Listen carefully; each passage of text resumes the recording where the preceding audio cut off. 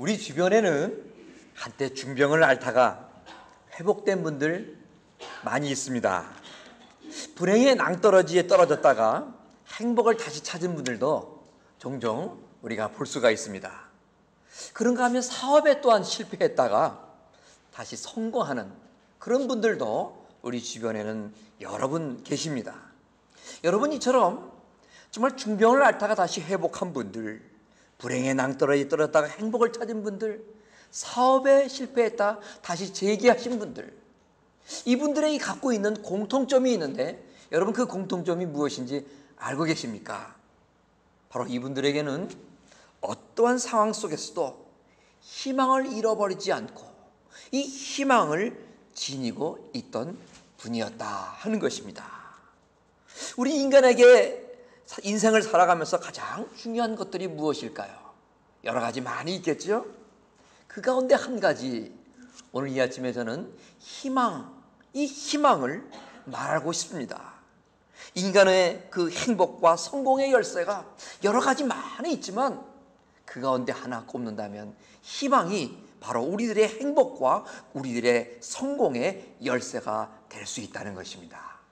그래서 많은 사람들이 희망의 이 능력, 희망의 이 힘은 참으로 위대하다, 대단하다, 그렇게 말들을 하는 것입니다. 오늘날 너무나 많은 사람들이 정신불안증이라든지 우울증 같은 그런 정신병에 시달리면서 살아갑니다. 갈수록 약국에서는 신경안정제와 수면제가 많이 팔리고 있다 하는 뉴스를 접해본 경험도 있습니다. 여러분, 밤마다 잠 못 이루면서 불안해하면서 이 고통당하는 사람들이 점점 늘어나고 있기 때문이라는 것입니다. 왜 그렇습니까? 많은 사람들이 희망을 잃어버리기 때문입니다. 희망이 그의 인생 속에서 사라지고 있기 때문인 것입니다. 점점 절망하고 있기 때문인 것입니다. 오늘은 2014년 새해 들어 두 번째 주일입니다. 여러분, 우리 모두 새해의 희망을 더욱더 지녀야 될 것입니다. 희망은 오늘을 사랑하며 살아갈 수 있도록 우리에게 힘을 줍니다. 희망은 또한 오늘을 사랑할 뿐만 아니라 저 내일을 향하여 나갈 수 있는 힘을 줍니다. 그 내일을 꿈꾸게 해줍니다. 희망은 어떠한 고난과 절망이 있더라도 그 고난과 절망을 이겨나갈 수 있게 해줍니다. 또한 희망이 있는 자에게는 승리가 보장되는 것입니다. 희망은 은혜와 축복을 소유하게 되고요, 희망은 소망을 가지게 하고, 그래서 희망이 있는 자는 믿음 가운데에 기도할 수 있게 되는 것입니다. 어느 날 예수님께서 베드로와 야고보와 그 형제 요한을 데리고 따로 높은 산에 올라가셨습니다. 그리고 이 제자들이 보는 앞에서 예수님께서 모습이 변화되셨습니다. 예수님의 얼굴이 해와 같이 빛이 납니다. 입으신 옷은 빛과 같이 희게 보입니다. 이 모세와 엘리야도 나타났습니다. 그리고 예수님과 더불어 모세와 엘리야도 이 대화를 나누는 것을 제자들이 목도했습니다. 이 광경을 보고 깜짝 놀란 베드로가 예수님께 말씀합니다. 주님, 우리가 여기 있는 것이 참 좋겠습니다. 주님이 원하시면 내가 여기에다 초막 셋을 짓고 그 중에 하나는 주님을 위해서, 하나는 모세를 위해서, 하나는 엘리야를 위해서 잘 모셨으면 좋겠습니다. 이렇게 얘기했던 거예요. 그런데 이 베드로의 말이 채 끝나기도 전에 갑자기 빛난 구름이 그들을 덮습니다. 그리고 구름 속에서 이는 내 사랑하는 아들이요 내가 기뻐하는 자니 너희는 그의 말을 들으라 하는 말씀이 들려왔습니다. 제자들은 이 말씀을 듣고 얼굴을 땅에 대고 엎드립니다. 몹시 두려웠기 때문입니다. 바로 그때 예수님께서 가까이 그들에게 찾아오셔서 손을 대면서 말씀하셨죠. 일어나라, 두려워하지 말라. 일어나라, 두려워하지 말라. 제자들이 그 소리를 듣고 눈을 들어 보니 예수님밖에는 아무도 없었습니다. 이러한 놀라운 체험이 이 제자들의 인생에 그러면 어떠한 영향을 주었을까요? 베드로와 야고보와 요한이 높은 산에 올라서 예수님이 변화하는 광경을 본 이 경험은 이들의 인생을 바꾸어 놓았던 것입니다. 특별히 선택된 세 제자는 주님과 함께 높은 산에 올라가서 하나님의 음성을 듣는 복을 누리게 되었습니다. 또한 이들은 예수님의 하나님의 사랑을 받는 아들이라 하는 것과 하나님께서 이 예수님을 향하여 기뻐하시는 분이라 하는 것을 친히 확인하게 됩니다. 그리고 자신들의 심령이 변화하는 체험을 하게 됩니다. 그래서 이 제자들은 어떠한 경우에도 낙심치 않고 희망을 갖고 살아가게 되었다는 거예요. 어떤 경우에도 정말 하나님 아버지를 신뢰하며 예수 그리스도의 제자로서의 삶을 살아가는 데 있어서 오늘 하루 두렵고 떨림 속에서 예수님 믿고 살아갔는데 이제는 새 희망을 갖고 예수님을 따르는 것이 이러한 놀라운 희망이 있는 거구나, 이러한 영광이 보장되어 있구나 하는 것을 깨닫고 희망찬 제자로서의 삶을 살아가기 시작했던 것입니다. 여러분, 오늘 제가 이 말씀을 나누는 이유가 어디에 있겠습니까? 우리 모두가 새해를 맞아서 우리도 신앙의 높은 산에 오르자는 것입니다. 기도하는 높은 산, 변화하는 여호와의 산에 올라서 베드로와 야고보와 요한 같은 놀라운 영적인 체험을 함께 할 수 있기를 원해서 있는 것입니다. 그래서 우리 모두가 새롭게 변화하는 성도가 되고자 하는 이 바람 가운데 저는 이 말씀을 함께 나누고 있는 것입니다. 여러분, 그런데요, 이 믿음의 높은 산, 이 기도의 높은 산, 이 변화하는 여호와 산에 오르는 것은 우리의 각자의 몫이라는 것입니다. 누가 강제로 이 하나님 아버지를 만나는 영광된 자리로 이끌어가지 않는다는 것입니다. 우리들 스스로가 각자의 능력으로 올라가야 할 산이라는 것입니다. 그러나 우리가 일단 이 신앙의 높은 산, 기도의 높은 산, 여호와의 산, 하나님 만나는 그곳에 오르게 되면 그 다음부터는 하나님께서 우리가 예상할 수 없는 놀라운 은혜를 내려주시고 은총을 베풀어 주시고 하나님께서 그 다음부터는 책임져 주신다는 거예요. 우리를 변화시키십니다. 신령한 말씀을 들려주시고요, 우리가 그 높은 산에 올랐을 때 하나님의 임재 가운데에 듣지 못했던, 경험하지 못했던 영적인 은총을 맛보게 된다는 것입니다. 오늘 말씀 보면 여호와의 산이라 하는 말씀이 반복되고 있습니다. 이 여호와의 산은 위대하고 거룩하신 하나님이 거하시는 곳인 것입니다. 오늘 본문은 먼저 하나님의 위대하심을 찬양하면서 시작하고 있습니다. 오늘 성경 1절과 2절 말씀입니다. 땅과 거기에 충만한 것과 세계와 그 가운데 사는 자들은 다 여호와의 것이로다. 여호와께서 그 터를 바다 위에 세우시며 강들 위에 건설하셨도다. 여러분, 이 모든 우주만상, 이 우주의 피조물들이 다 누구의 것이라고 말씀하고 있습니까? 모두가 여호와 하나님의 것이다 말씀하고 있습니다. 그 가운데 거하는 우리 모두도 여호와의 것입니다. 우리는 이처럼 하나님의 소유인 동시에 또한 하나님이 만드신 또 다른 모든 우주 만물을 사용할 수 있는 특권을 지닌 존재들입니다. 이러한 특권은 어떤 자에게 임합니까?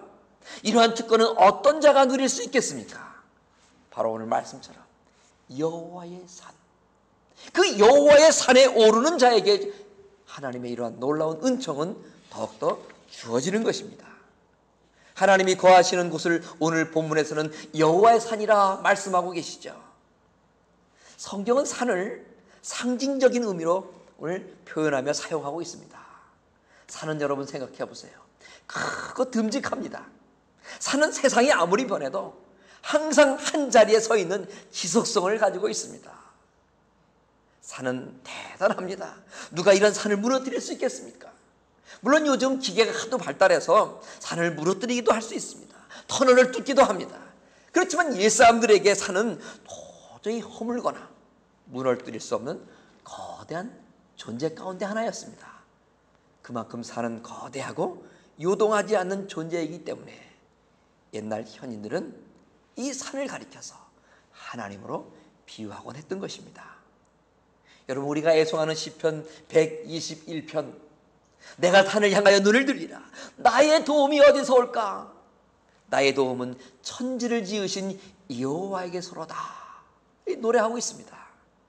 이 시편 기자 또한 이 산을 여호와 하나님으로 비유하며 노래하고 있는 것입니다.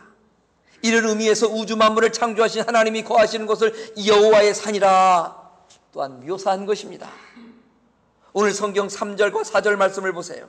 여호와의 산에 오를 자 누구며 그 거룩한 곳에 설 자가 누군고 곧 손이 깨끗하며 마음이 청결하며 뜻을 허탄한 데 주지 아니하며 거짓 맹세치 아니하는 자로다 라고 말씀하고 있습니다. 하나님이 계신 그 여호와의 산, 그 거룩한 여호와 산에 오를 자가 누구냐는 것입니다. 어떤 자가 바로 이 하나님 만날 수 있는 그 자리 여호와의 산에 오를 수가 있겠습니까? 오늘 말씀을 보면 첫 번째, 손이 깨끗한 자가 여호와의 산에 오를 자라 오늘 성경은 말씀합니다. 여러분, 손이 깨끗한 자, 이 손이 깨끗하다는 것은 과연 무슨 뜻일까요? 삶이 흠결이 없이 깨끗한 것, 이것을 바로 성경에서는 손이 깨끗하다 이렇게 말씀하고 있습니다. 우리들이 하는 거의 모든 것, 아마 대부분이 손으로 하는 일들이 많을 겁니다. 그렇기 때문에 사람의 손이 깨끗하다는 것은 그 사람의 삶이 깨끗하다라는 것을 의미하는 것입니다. 이 시간 한번 우리들의 손을 한번 가만히 바라보시기 바랍니다. 이 육신적인 손이 아니라 우리들의 손이 얼마나 과연 깨끗한가, 이 말은 우리의 삶이 얼마나 하나님 앞에서 깨끗한가라는 것을 뜻하는 것입니다. 얼마나 우리는 하나님 앞에서 깨끗한 삶을 살아가고 있습니까? 우리들이 교회에서나 가정에서 그리고 세상 사회에서 얼마나 흠없이 깨끗한 삶을 살고 있는가? 그 답은 다른 사람은 몰라도 내 자신은 누구보다도 잘 알 수 있을 것입니다. 오늘날 많은 사람들이 교회와 세상에서 서로 다른 모습을 가지고 살아가고 있습니다. 교회에서는 믿음이 좋은 교인일 수 있습니다. 그런데 집에서는 폭군 남편이요 독재적인 아버지가 될 수도 있어요. 교회에서는 열심히 있는 여성도입니다. 그러나 집에서는 살림을 팽개쳐두고 가족을 섬기는 데는 관심이 없는 주부일 수도 있다는 것입니다. 손이 깨끗해야, 다시 말해서 거짓된 삶을 살지 않고 생활이 깨끗해야 여호와의 산에 올라갈 수 있다 하는 것입니다. 부정한 수입을 챙기고 무모한 자를 마음으로 언행으로 폭행하고 형제자매에게 이웃에게 옳지 못한 삶을 살았다면 우리는 회개하고 손을 깨끗하게 해야 될 수 있을 줄 믿습니다. 그럴 때 비로소 여호와의 산, 하나님을 만나는 그곳에 오를 수 있는 것입니다. 오늘 성경은 두 번째로 하나님을 만나는 그 여호와의 산에 오를 자 누구라고 말씀하고 있습니까? 바로 마음이 청결한 자다라고 말씀하고 있습니다. 마음이 청결하다. 여러분, 이건 또 무슨 말씀입니까? 우리의 외적인 겉으로 드러나는 행동뿐만 아니라 우리의 그 심령, 우리 그 내면이 깨끗해야 한다 하는 말씀입니다. 이는 얼마나 순수한 동기를 가지고 모든 일을 행하고 있는가 하는 뜻이기도 합니다. 얼마나 우리의 마음이 순수합니까? 그 정도에 따라서 우리의 마음이 청결할 수 있다는 것입니다. 사람은 얼마든지 겉과 속이 다를 수가 있습니다. 가난한 사람을 구제하는 듯 하면서도 실상은 가난한 사람들에게 관심이 없을 수도 있다는 것입니다. 오직 자신의 명예에만 관심이 있을 수 있고, 한순간 정치인들은 어려운 사람을 돕는 그 사역의 현장에 섰으면서도 속마음속에선 한컷 사진만을 생각하고 있을 수도 있다는 것입니다. 온갖 격식을 갖추어 거룩한 예배를 드리면서도 진실되게 하나님을 예배하지 않을 수도 있는 것입니다. 형제자매를 외형적으로 돕고 섬기지만 내면으로는 자신의 섬김으로 상대를 올가매어 이용할 수도 있다는 것입니다. 겉으로는요 선량합니다. 부드럽게 행동을 하지만 속에는 사악하고 날카로운 비수를 품을 수도 있는 것입니다. 사람들이 지켜볼 때는 거룩한 모양을 하면서도 아무도 없는 곳에서는 온갖 죄악을 저지를 수도 있다는 것입니다. 겉으로는 의를 외치면서도 정의를 부르짖으면서도 실상 속으로는 그의 삶 속에는 불의를 따르는 삶이 될 수도 있다는 것입니다. 여러분, 이런 삶을 살아가는 사람은 오늘 말씀하는 하나님을 만나는 곳 여호와의 산에 오를 수 없다는 것입니다. 주님은 마태복음 5장에서 마음이 청결한 자는 복이 있다 말씀하셨습니다. 그 마음이 청결한 자는 복이 있는데 어떤 복이 있느냐? 그들이 바로 하나님을 보게 될 것이다. 마음이 청결한 자, 하나님 계시는 여호와의 산에 오를 수 있다는 말씀과 오늘 예수님의 말씀, 마음에 청결한 자, 하나님을 보게 되는 복을 누리게 될 것이라는 말씀, 여러분 무엇이 다름이 있겠습니까? 지저분한 마음 품지 말고 마음을 청결하게 하여 이 하나님 만나는 바로 그 자리 여호와의 산에 올라서 하나님의 영광을 우리도 체험하며 살아야 될 줄 믿습니다. 오늘 성경은 또 한 번 그 하나님을 만나는 여호와 산에 오를 자는 누구라고 설명하고 있습니까? 뜻을 허탄한 데 두지 않는 자를 말하고 있습니다. 여러분, 뜻을 허탄한 데 두지 않는다는 말, 이 말은 또 무슨 말입니까? 이 말씀은 영원히 누릴 수 없는 것, 참으로 가치가 적은 것, 궁극적으로 유익이 되지는 못하는 것에 우리의 마음을 빼앗기면서 헛된 것에 마음을 두고 살아가는 그 삶, 그런 삶을 뜻을 허탄한 데 두며 살아간다 이렇게 말씀합니다. 겉으로는 하나님을 섬긴다 하면서도 마음속에 그 뜻을 다른 데 두며 살아갈 수가 있습니다. 영원한 것, 궁극적인 것, 가치 있는 것이 아닌 쓸모없는 것들의 인생을 마구 낭비할 수가 있다는 것입니다. 하나님께서는 썩지 아니한 저 위의 것을 사모하며 살라고 말씀하셨지만 정작 인생을 살아가는 우리들 마음속에는 썩어질 것, 이 땅의 것, 유한한 것, 그것 붙잡으면서 무한한 것 잃어버리고 살아갈 수가 있다는 것입니다. 세상의 영광과 재미는 안개와 같은 것이죠. 꽉 찬 것 같지만 해가 뜨면 스르르 사라지는 것이 여러분 세상의 안개입니다. 세상의 유익과 기쁨은 이슬과 같은 것이라 우리 하나님 말씀하고 있습니다. 아침엔 반짝반짝 영롱하지만 해만 뜨면 곧 말라버리고 사라지는 것이 아침의 이슬인 것입니다. 그래서 성경은 그러므로 모든 육체는 풀과 같다 말씀하고 있습니다. 모든 영광은 풀의 꽃과 같다 말씀하면서 풀은 마르고 꽃은 떨어지되 오직 주 여호와의 말씀은 세세토록 있도다 말씀한 것입니다. 언젠가는 마르고 언젠가는 떨어지는 것들에게 허탄한 우리의 마음을 두고서는 안 되겠습니다. 영원히 세세토록 있는 우리 하나님의 말씀, 그 말씀의 뜻을 두고 우리가 하나님 계신 그곳에 오르며 여호와의 산에 오를 수 있는 저와 여러분들이 되어야겠습니다. 오늘 말씀은 또 여호와의 산에 오를 자를 거짓 맹세하지 아니하는 자다 말씀하고 있습니다. 거짓 맹세하지 아니하는 자, 여러분 이게 무슨 말입니까? 하나님께 한 자신의 말을 지키지 않는 불성실한 태도를 갖지 않는 것을 말합니다. 하나님 앞에 약속하고 하나님 앞에 헌신하고 하나님 앞에 약속했다면 그것을 어떠한 경우에도 지킬 수 있는 삶, 이것이 바로 거짓 맹세치 아니하는 자다 말하는 것입니다. 하나님께 대하여 자기가 한 말에 책임을 지는 사람, 이 사람이 곧 거짓 맹세하지 아니하는 사람입니다. 정말 열심히 주님을 섬기겠습니다 하고 그 말을 하지만 그 말을 지키지 않습니다. 여러분, 우리가 이제 임직식이라는 것이 있습니다. 어떠한 직분을 받기 위해서 임직을 하죠. 근데 임직할 때는 그 임직받는 비임직자가 오른손을 들고 하나님 앞에 와, 그리고 그 자리에 있는 교우들에게 선서를 합니다. 서약을 합니다.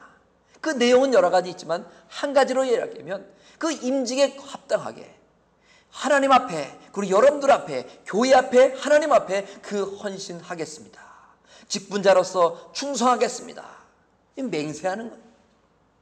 사람이 살다가 사람과의 약속 지켜야 하지만 때로는 연약한 육신이기에 그 약속 잊어버릴 수도 있고 또 어떤 경우에 지키지 못할 수도 있습니다. 그러나 하나님 앞에서 거룩한 공회 앞에서 하나님 앞에 서약한 그 임직에 임할 때 했던 그 헌신, 그 서약들, 여러분 얼마나 우리가 잘 지키고 있습니까? 하나님 열심히 봉사하겠습니다. 하나님 앞에 수도 없이 우리가 맹세하고 약속하지만 순간순간 우리는 이런 이유로 그 맹세한 봉사하겠다는 그 마음 집어던지고요. 하나님 어떤 경우에도 내가 헌신하겠습니다. 하나님께 약속하고 맹세했지만 인간적인 생각으로 하나둘 그 마음 흔들려서 그 하나님 앞에 한 헌신들 하나둘 잊어버리기 쉬운 것이 바로 저와 여러분 아니겠습니까? 거짓 맹세하는 우리들의 모습입니다.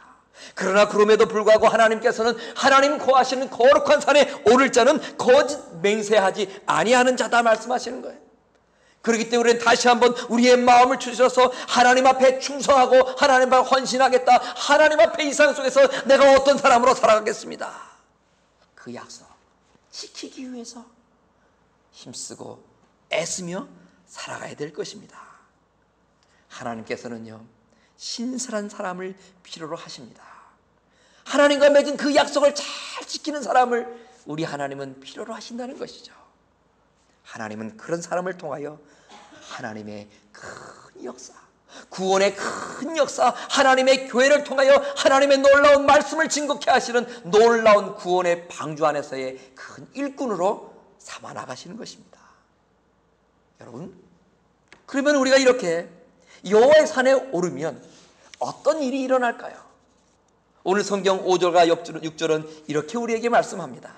그는 여호와께 복을 받고 구원의 하나님께 공의를 얻으리니 이는 여호와를 찾는 족속이요 야곱의 하나님의 얼굴을 구하는 자로다. 여러분, 여호와의 산에 오르면 우리는 하나님께 복을 받습니다. 어떤 복일까요? 신령한 복, 우리가 정말 누려보지 못하고 차마 입으로 설명할 수도 없는 그 성령의 충만한 가운데에 하늘의 복을 우리는 받는다는 거예요. 여러분, 세상에 육적인 복을 원하십니까? 먼저 하나님의 이러한 신령한 복을 받아보세요. 그 하나님의 신령한 복을 받아 누리면 우리의 세상 속에 그토록 누리고 싶어하고 그토록 거머쥐고 싶어하는 육신적인 세상적인 복은 다 해결되게 돼 있는 것입니다. 구원의 하나님께 공의를 얻는다고 말씀합니다. 여호와를 찾는 족속이 된다고 합니다. 여러분, 세상에 허탄한 것 정말 찾아가고 정말 그것을 따르고 정말 그것을 바라볼 것 세상에 너무나 많이 있어서 그런 것들 따라가기 쉬운 인생인데, 우리가 여호와를 찾으면 날마다 하나님을 향한 인생이 된다는 것이 이 험난한 세상 가운데 얼마나 큰 복입니까? 또 한 가지, 기도의 종 야곱처럼 하나님의 얼굴을 구하며 기도하고 그 응답을 받아 누리게 되는 놀라운 복이 임한다 말씀하고 있습니다. 여러분, 아무리 힘들고 어려운 세상 속에서도 희망의 끈을 놓아서는 안 되는 것입니다. 희망은 절망을 이기고요, 희망은 가난을 이깁니다. 희망은 질병을 이기고 희망은 죽음 또한 이겨내는 거예요. 그래서 희망 속에 우리는 부활 신앙이 깃들어 있는 것입니다. 올 한 해 여러분 어떻게 사시겠습니까? 하나님 만나는 삶이 계속해서 이어지는 그러한 삶이 되어야겠습니다. 그러기 위해서는 오늘 말씀과 같이 하나님 거하시는 그 자리 여호와의 산을 사모하면서 날마다 그 여호와의 산에 오르기를 힘쓰며 놀라운 주님을 만나서 그 하나님의 음성을 듣고 우리의 믿음도 변화되고 우리의 첫사랑도 회복되고 우리가 드리는 기도에 놀라운 응답들도 이루어지게, 그런 놀라운 변화가 있는 축복된 삶, 늘 여호와의 산에 올라 하나님과 함께 동행하는 그러한 놀라운 복된 삶을 저와 여러분 살아갈 수 있기를 주님의 이름으로 축원합니다.